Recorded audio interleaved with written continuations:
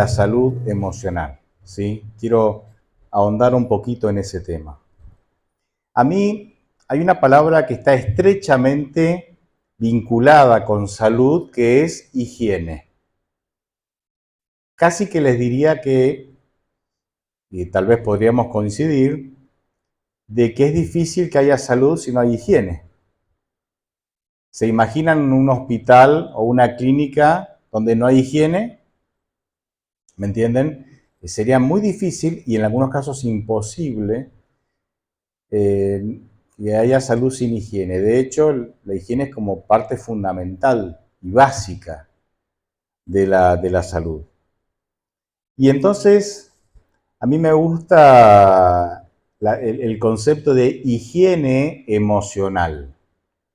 No es mi área porque yo estudié otra cosa, pero leí y para poder preparar este tema y compartir este tema con ustedes. Me gusta la higiene emocional. Y la higiene tiene que ver con la limpieza, ¿o no? Cuando alguien se higieniza, ¿qué está haciendo? Se está limpiando de diversas maneras, ¿sí? De diversas maneras uno se limpia.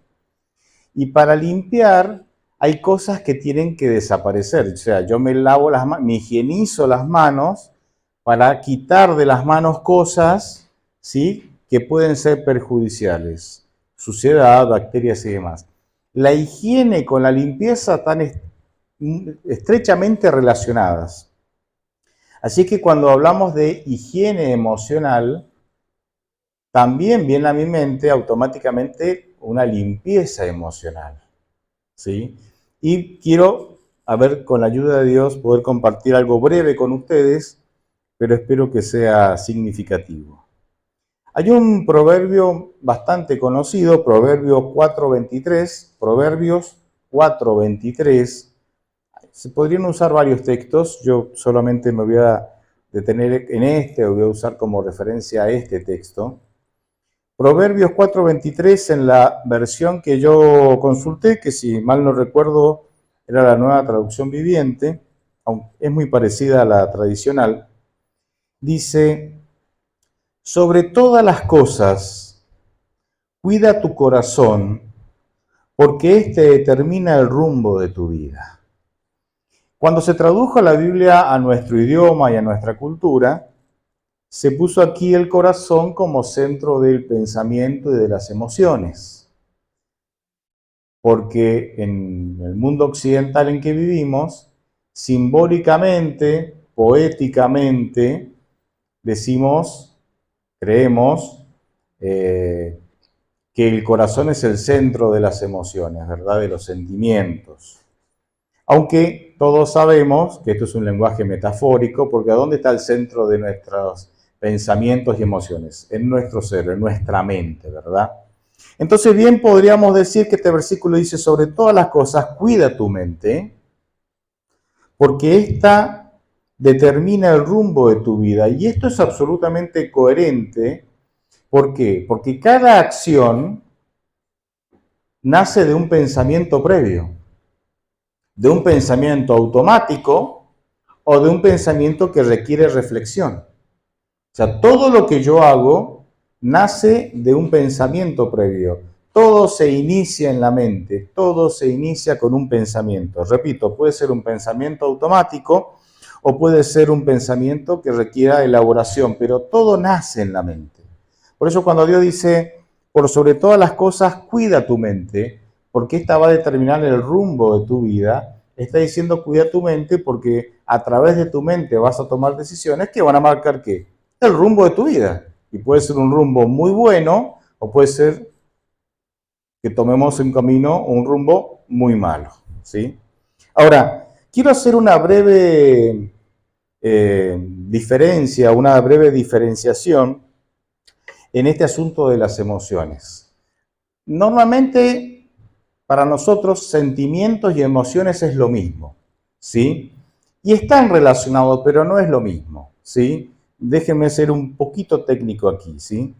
Las emociones son cortas, intensas, automáticas, a corto plazo, efímeras, duran un poco. Y los sentimientos son estas, vamos a decirlo en fácil, estas mismas emociones a largo plazo. A largo plazo. Entonces, cuando uno funciona en automático, vamos a decirlo así, pero que me entiendan, cuando uno funciona en automático, sin reflexionar en lo que hace, funciona en base a las emociones, ¿sí? A las emociones. Es decir, yo voy conduciendo, alguien hace una maniobra arriesgada, se me cruza adelante, a mí automáticamente me sale una emoción. ¿Qué emoción me puede salir? La ira, el enojo. Es automático. Yo no es que me pongo a reflexionar y digo, ¿qué hago? ¿Me enojo, no me enojo? ¿Me enojo mucho, me enojo poco? Es automático, ¿sí? O vemos a un nieto, a un hijo, a un ser querido, y automáticamente surge otra emoción. ¿Qué surge? El gozo, la alegría, el placer. No es que me pongo a pensar qué emoción tiene que venir en este momento. Viene de forma automática, ¿sí? Ahora, nosotros, y no está mal que estas emociones sean automáticas, ¿no? Ahora, es peligroso que nosotros funcionemos con estas emociones automáticas sin reflexión. Recuerden que la razón tiene que estar por encima de los sentimientos y de las emociones. La razón debe gobernar a los sentimientos y a las emociones, no al revés. Imagínense que fuera al revés, que mis emociones automáticas sean las que gobiernan mi vida. Por lo menos yo sería un insoportable, porque ahora puedo tener calor y puedo enojarme porque tengo calor, pero en 5 minutos me subo al auto, pongo el aire acondicionado y ahí estoy contento. Se me cruza un perro y me enojo con el dueño del perro. Llego a mi casa, me como, no sé, una chocolatada y me pongo contento. Pasa algo que me gusta, me pongo feliz. Pasa algo que no me gusta, me enojo. Entonces, todo el día yo estaría con un ánimo totalmente cambiante. Mis emociones y mi ánimo dependería de las circunstancias. Y si tuve un día malo, andaría todo el día renegando, porque eso es lo que automáticamente me sale por mis emociones automáticas. Entonces, mis emociones no pueden regular mi ánimo. La razón tiene que gobernar las emociones que son cortas y automáticas. Son esas reacciones automáticas ante las circunstancias de la vida. De todas maneras, más peligroso que eso, me parecen los sentimientos, que dijimos que los sentimientos son las emociones a largo plazo. Entonces acá nos encontramos con el rencor, por ejemplo. Personas que llevan décadas y a veces vidas enteras con un sentimiento de rencor hacia alguien que posiblemente ya falleció o que ya no tenés contacto, pero sostenemos ese rencor sí a lo largo del tiempo. Eso no es una emoción automática, ya es un sentimiento a largo plazo que lo que hace es destruirnos. Puede ser el miedo, puede ser el rencor, la falta de perdón, pueden ser frustraciones de cosas que quise tener o alcanzar y no logré alcanzarlas, y esa frustración me persigue a través de los años y de las décadas. Y entonces nosotros, no voy a hacer ese estudio ahora, pero en la Biblia podemos encontrarnos que hay versículos que se refieren a las emociones cortas y automáticas, y hay versículos que se refieren a los sentimientos a largo plazo. Por ejemplo, cuando el apóstol Pablo dice que no termine el día sin que ustedes sigan enojados. La versión tradicional dice, no se ponga el sol sobre vuestro enojo.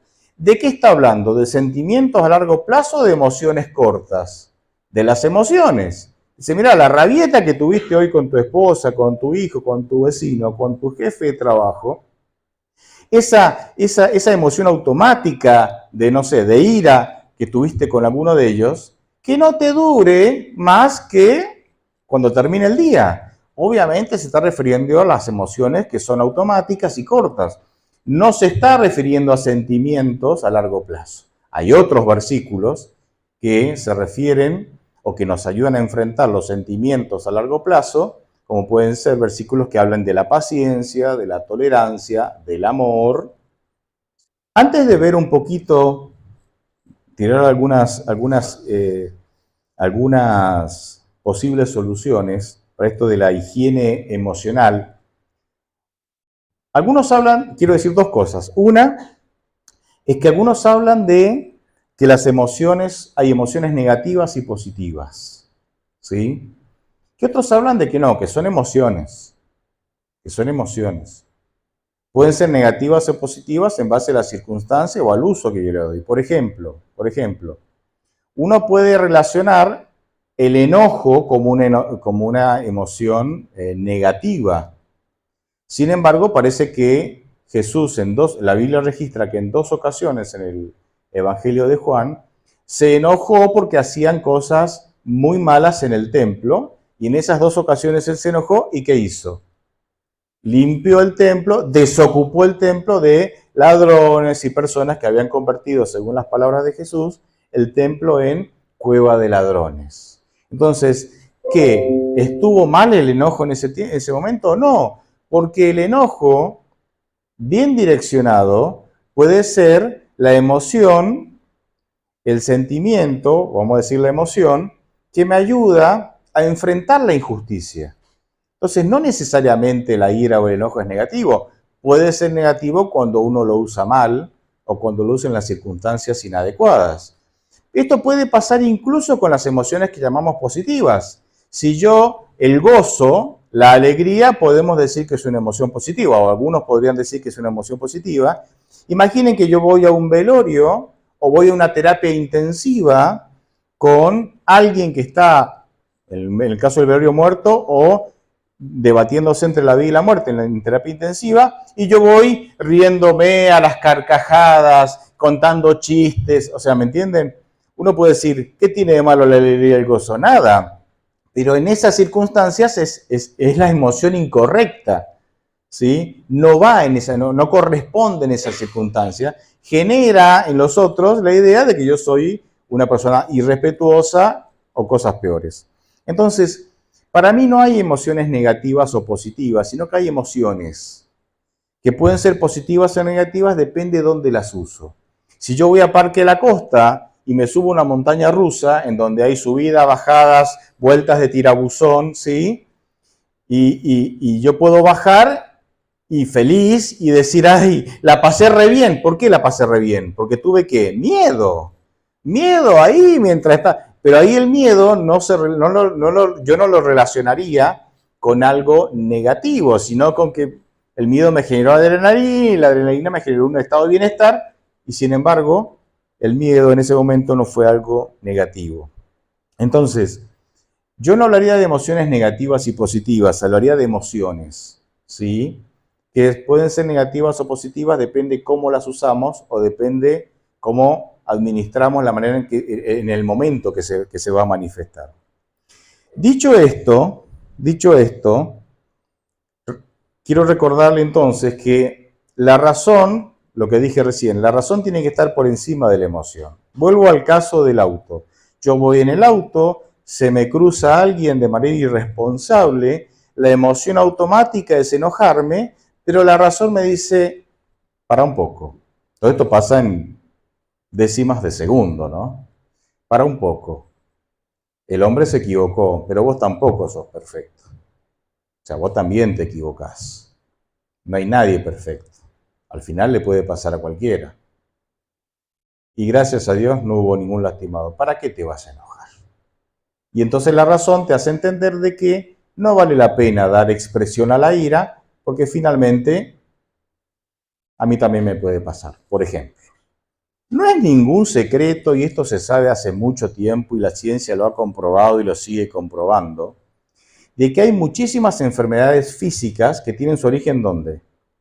En nuestros pensamientos. En nuestros pensamientos. Hay personas con enfermedades crónicas, ¿sí? ¿Cuántas veces me he cruzado con personas enojadas con los médicos que dicen, ¡ja! Me dicen que estoy sano, pero tengo gastritis, tengo artritis, tengo insomnio, tengo problemas estomacales, la comida me cae mal, sufro inflamaciones, migrañas, etcétera, etcétera, etcétera. Y los estudios le salen bien, o sea, los análisis salen bien, y el médico entonces al ver los análisis y a ver, le hace una sugerencia, lo suyo puede ser mental, lo suyo puede ser psicológico, y la gente se pone como loca. ¿Cómo psicológico? ¿Que estoy loco acaso? ¿No? Y vienen del médico enojados con el médico porque al médico les cobró la consulta y no le solucionó el problema. Claro, el médico no podía solucionarle el problema porque no era el área psicológica, no era su área. Él tiene claro que tomar un tratamiento que en el área mental, porque sus problemas vienen de su mente, vienen de sentimientos que están arraigados en nuestra mente y que han perdurado durante años, meses, años, décadas, vidas enteras. Vidas enteras. No es extraño que nosotros nos encontremos con personas de muchos años, ¿sí? Los jóvenes posiblemente sufran un poco menos esto, ¿por qué? Porque tienen pocos años vividos. Los que tenemos más años vividos somos los que estamos, digamos, más en peligro o más vulnerables a sufrir esto. No es extraño que nos encontremos con personas que ya tienen muchos años, que tienen muy fresco recuerdos, frustraciones, o sea, malos recuerdos, frustraciones, heridas que del pasado, incluso del pasado muy lejano. Y a veces vos te encontrás con esa persona y te lo cuenta una vez y te lo cuenta, te encontrás con esa persona a los 6 meses, te cuenta lo mismo, y te encontrás con esa persona 2 o 3, 10 veces al año, y cada vez que vas, ¿qué te cuenta? Lo mismo. Vos decís, ¿cuándo esta persona va a superar que su papá la trató mal? ¿Cuándo esta persona va a superar la muerte de un ser querido? ¿Cuándo esta persona va a superar que fue estafado? ¿Cuándo va a superar ese accidente que tuvo del cual le quedó la rodilla torcida? ¿Me entienden? Hay un momento en donde uno tiene que soltar,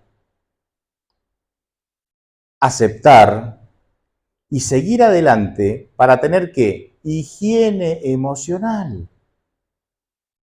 Es decir, la higiene emocional es limpiar nuestra mente de recuerdos que generan en mí emociones que me producen un daño físico y mental. Entonces yo tengo que limpiar esas emociones. Los recuerdos van a estar, no se van a borrar, pero tengo que gobernar las emociones, eliminar mediante la razón esas emociones que me generan sentimientos dañinos que me destruyen física y mentalmente. Y miren, la salud física es importante, la salud mental es muy importante, ambas son importantes, pero es difícil, casi que si alguno me dice cuál de las dos es más importante, posiblemente yo me arriesgue a decir que la salud mental es más importante que la física, por lo menos un poquito más importante. ¿Cuántas veces nos encontramos con personas sanas físicamente, pero que tienen, no sé, Alzheimer, demencia senil, o no sé, alguna otra patología mental? Y es difícil, porque la persona físicamente está bien, pero es muy difícil acompañar a esa persona cuando no tiene claridad mental. Imagínense en el caso contrario, una persona que tiene alguna minusvalía, pero que mentalmente tiene la mente clara.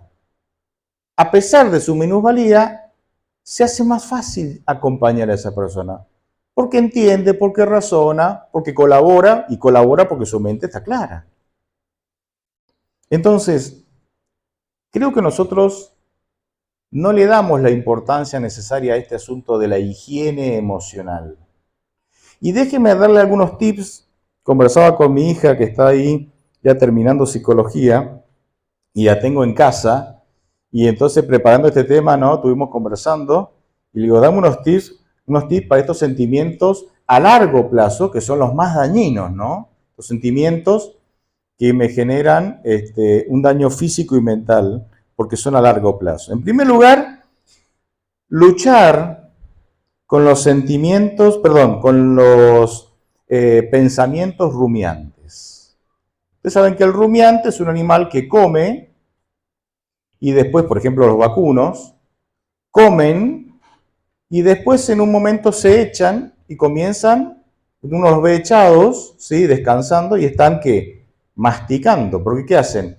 Regurgitan la comida, ¿sí? La mastican y la vuelven a tragar. Por eso se llaman rumiantes, porque uno los ve sentados rumiando ahí, acostados rumiando. ¿Qué son los pensamientos rumiantes o los sentimientos rumiantes? Son estos sentimientos que están en mis recuerdos y yo cada tanto los saco y empiezo a rumiar. Maldita suegra, y después me los vuelvo a guardar. Y al día siguiente, 4 horas después, ¿no? Los vuelvo a sacar. Tendría que morirse. Vuelvo a rumiar y los vuelvo a guardar. Y después otra vez, 4 horas después, al día siguiente, y los vuelvo a sacar. Y me arruinó mi matrimonio. Entonces estoy rumiando. Esos pensamientos rumiantes son devastadores. Porque en lugar de superarlos, están ahí haciéndome daño todo el tiempo. Todo el tiempo. Y yo elijo esos pensamientos. Ahí está la clave. Yo tengo que luchar cuando esos pensamientos aparecen. Tengo que elegir qué voy a pensar. Y en esto no estamos solos. Dios nos dio fuerza de voluntad y capacidad de elegir para elegir qué pensar. Pero Filipenses 2:13 es un versículo precioso que dice que Dios ha puesto en nosotros el querer como el hacer según su buena voluntad. La versión Dios habla hoy dice, Dios pone en nosotros el deseo y el poder para llevar adelante esos deseos. Esos deseos. Entonces Dios pone en mí el deseo de no tener pensamientos rumiantes, de rechazar esos pensamientos rumiantes, y me da también el poder para hacerlo. Pero claro, vos tenés que elegir. Dios nunca va a hacer algo que vos no quieras hacer. Dios nunca va a ir en contra de tus decisiones. Si vos elegís no tener esos pensamientos, Dios te va y le pedís ayuda a Dios, Dios obviamente honrará esa decisión y te ayudará. Un segundo tips. Esos recuerdos terribles que tenemos del pasado, esas experiencias tremendas que tenemos del pasado, uno de los primeros pasos para poder superarlos es exteriorizarlos, conversarlos, hablar, que no se guarde. Pero ese paso tiene que ser parte de un proceso que se llama aceptación. Porque yo escucho personas que están 50 años contándome la misma miseria, pero nunca la superaron. O sea, yo tengo que empezar a exteriorizarlo, a conversarlo, a manifestarlo como parte de un proceso de aceptarlo. Aceptar lo que me pasó. No lo puedo cambiar. Y cuando vos llegás a la aceptación, el próximo paso de la aceptación, ¿cuál es? La superación. ¿Y cómo sabes que lo superaste? Porque el recuerdo está, porque podés contarlo, pero ya no te genera la angustia y el dolor que te generó o que te generaba antes. No es que el recuerdo se va a ir, pero ya no me genera la angustia. Por ejemplo, en chicos o en adultos que han sido víctimas de abuso, cuando se hace el tratamiento, y el tratamiento muchas veces se hace de manera grupal, o en ocasiones se hace de manera grupal, una de las claves del tratamiento es que ellos puedan contar lo que les pasó. ¿Cómo creen que se sienten la primera vez que lo cuentan? Terrible, doloroso, rompen en llanto, se llenan, o sea, la angustia colma su mente, a veces no pueden terminar de contar, pero lo hacen por segunda vez, por tercera, cuarta, quinta, 30, 500, 1000 veces, y llega un momento en que ya lo pueden contar. Y ya no lloran, y ya no sufren, y ya no se les genera ese sentimiento de angustia que tenían antes. Si esto de exteriorizar esos malos recuerdos va acompañado como un proceso de que lo voy a compartir para finalmente aceptarlo, aceptar algo que me pasó que no puedo cambiar, pero que si no hago esto esto me va a consumir, me carcome desde adentro, entonces uno llega a superar, a superar. Y parte del proceso de la superación es el perdón. Vos llegas a perdonar, no a justificar lo que el otro te hizo, pero lo perdonás. ¿Por qué? Porque el perdón te hace bien a vos. Un psicólogo, escuchaba el otro día un psiquiatra que no es cristiano para nada, es ateo, pero él dijo algo muy interesante sobre el perdón. Y él decía, el perdón es sacarte o perdonar es sacarte la basura que otro te dejó. Estoy hablando de alguien que no cree en Dios. Y él decía, vos tenés que perdonar.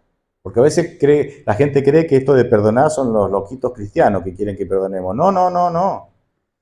Perdonar, decía este psiquiatra ateo, es sacarte la basura que otro te dejó. Si vos no perdonás, seguís cargando con la basura que el otro te hizo, o que sentís que te hizo. ¿Y quién termina mal? ¿El otro? El otro ya hizo su vida. Sos vos el que cargas con la basura. Entonces, es clave todo esto. Y esto tiene que ver con la higiene mental. Y termino diciendo que esto lleva tiempo. No se hace de la noche a la mañana, es un proceso, y casi que les diría que es un proceso continuo. Es un proceso que nunca va a acabar. ¿Por qué nunca va a acabar? Porque aunque yo supere ciertos traumas del pasado, si no sigo siendo constante con mis decisiones, esos traumas, o los sentimientos que me generan esos traumas, pueden volver a tomar posesión de mí. Yo he visto personas que han superado, ¿sí? Han perdonado, han superado cosas malas que le hicieron y 3 años después me hablan con el mismo veneno y rencor de hace 5 años atrás. Digo, pero vos no lo habías superado ya. Sí, pero, no sé, hubo un disparador, algo que disparó y no luchó contra esos sentimientos, esos pensamientos rumiantes y bueno, otra vez esos sentimientos tomaron posesión, tomaron control de su mente. O sea, esto es un proceso continuo que nos llevará toda la vida vencer con la ayuda de Dios, pero también sostenernos. O sea, la higiene mental, chicos, hay que hacerla todo el tiempo. Hasta que Jesús venga y nos transforme y cambie nuestra manera de pensar. Hasta que estemos en el reino de los cielos y ya no tengamos la mente contaminada y torcida con las tendencias al pecado y a las pasiones que tenemos ahora.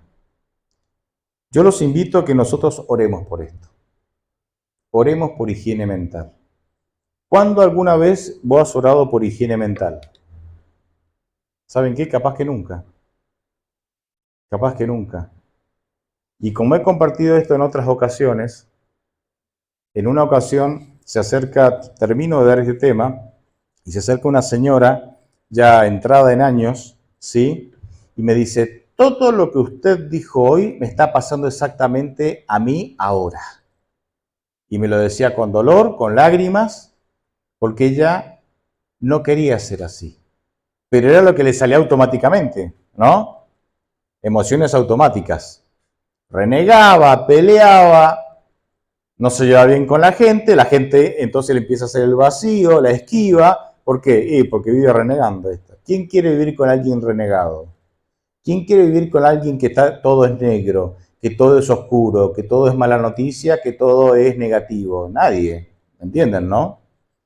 Entonces se me está pasando esto. Y yo le dije, comience a orar por esto. Dígale a Dios, Señor, no quiero ser así. Comience a elegir los pensamientos que usted tiene. Que su razón empoderada, llena de poder, que su fuerza de voluntad llena de poder del Espíritu Santo, ¿sí? Pueda hacer que la razón gobierne su sentimiento y que no sea al revés. Porque si empoderamos los sentimientos, claro, nos volvemos caprichosos e insoportables. Aún teniendo razón. Aún teniendo razón. Porque vos podés tener razón que tu, no sé, esposo o esposa, tu hijo, es un atorrante. ¿Puedes tener razón? Sí. Pero ¿sabes qué? Hay que vivir todos los días con el atorrante.